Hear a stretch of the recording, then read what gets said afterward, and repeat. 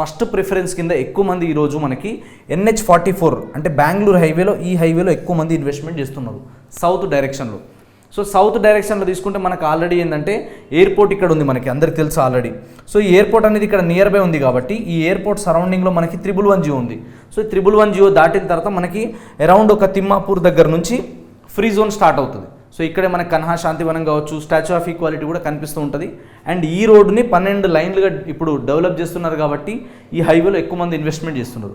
So ఇక్కడ నుంచి మొదలు పెడితే మనకి తిమ్మాపూరు, తర్వాత కొత్తూరు దాటిన తర్వాత నందిగామ దాటిన తర్వాత షాద్ నగర్ దాటిన తర్వాత రాయ్కల్, బూర్గుల దాటిన తర్వాత బాలానగర్, రాజాపూర్, తర్వాత పోలేపల్లి దాటిన తర్వాత నెక్స్ట్ జడ్చర్ల వరకు, అంటే ఈ ఏరియా వరకు బాగా డెవలప్మెంట్ అవుతుంది.